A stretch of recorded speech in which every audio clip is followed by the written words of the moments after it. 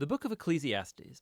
It's part of the Bible's wisdom literature, and it opens with this line, the words of Kohelet, the son of David, king in Jerusalem. Now in Hebrew, the word Kohelet, it means someone who has gathered people together.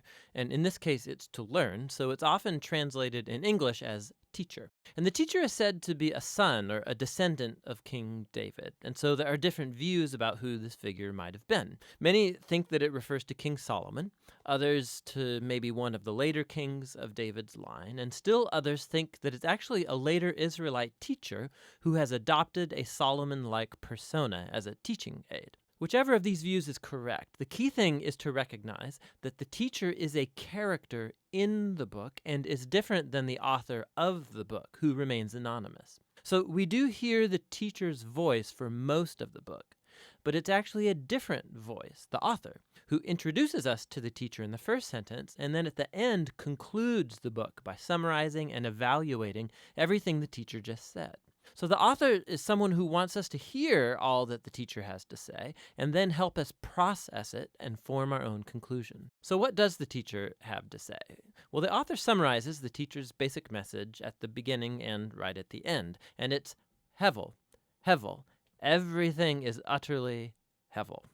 Now, most English Bibles translate this word Hevel as meaningless, but that doesn't quite capture the heart of the idea. In Hebrew, Hevel literally means vapor or smoke, and the teacher uses this word 38 times in the book as a metaphor to describe how life is, first of all, temporary or fleeting, like a wisp of smoke. But secondly, also how life is an enigma or a paradox.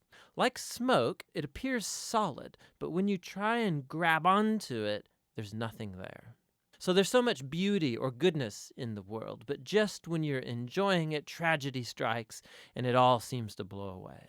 Or we all have a strong sense of justice, but all the time bad things happen to good people. So life is constantly, it's unpredictable, it's unstable, or in the teacher's words, like chasing after the wind. Hevel. Now that's kind of a downer. So why is he saying all of this? The author's basic goal is to target all of the ways that we try to build meaning and purpose in our lives apart from God. And he lets the teacher deconstruct these. So the author thinks we spend most of our time investing energy and emotion in things that ultimately have no lasting meaning or significance. And he lets the teacher give us a hard lesson in reality.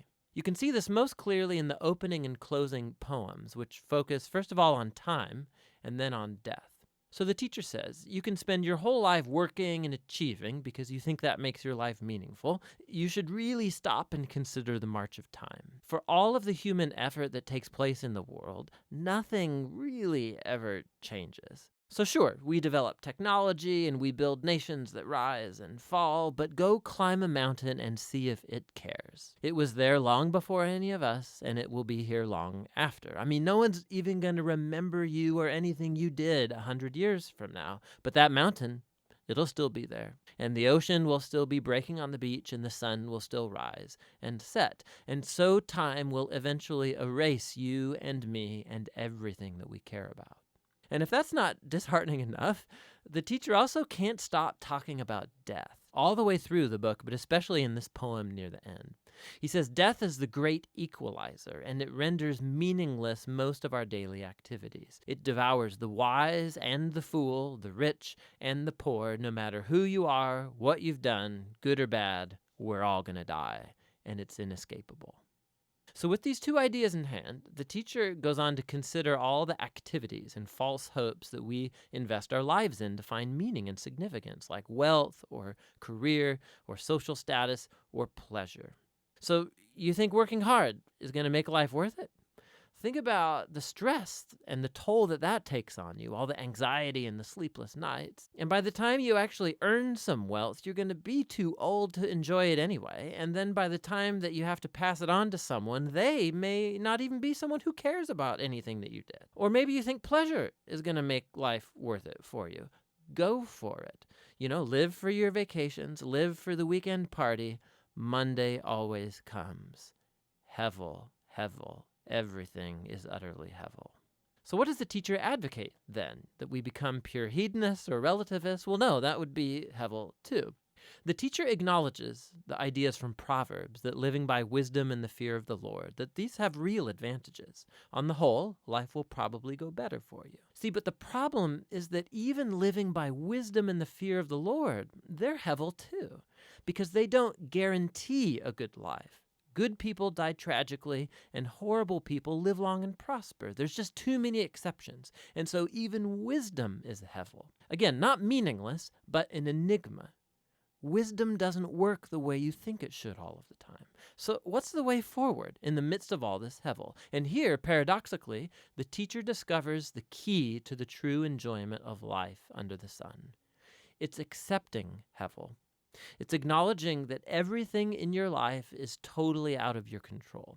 About 6 different times at some of the bleakest moments in his monologue, the teacher talks about the gift of God, which is the enjoyment of simple, good things in life, like friendship or family, a good meal, or a sunny day. You can't control these things. You're certainly not guaranteed them, but that's their beauty. When I come to adopt a posture of total trust in God, it frees me to simply enjoy my life as I actually experience it, not as I think it ought to be. Because even my expectations about what life ought to be are ultimately hevel.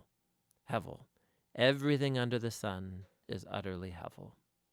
And so the teacher's words come to a close. Right here at the end, the author speaks up again, and he brings it all to a conclusion. He says, the teacher's words are very important for us to hear.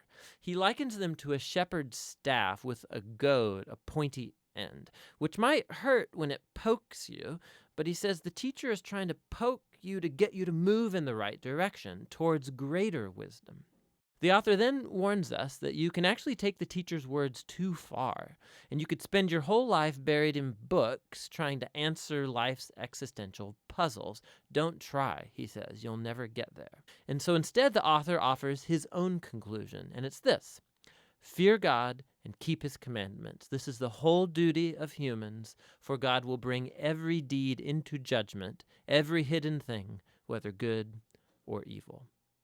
And so the author thinks it's good to let the teacher challenge your false hopes and remind you that time and death make most of life completely out of your control. But what gives life true meaning is the hope of God's judgment, the hope that one day God will clear away all of the hevel and bring true justice to our world. And it's that hope that should fuel a life of honesty and integrity before God, despite the fact that I remain puzzled by most of life's mysteries. And that's the wisdom of the Book of Ecclesiastes.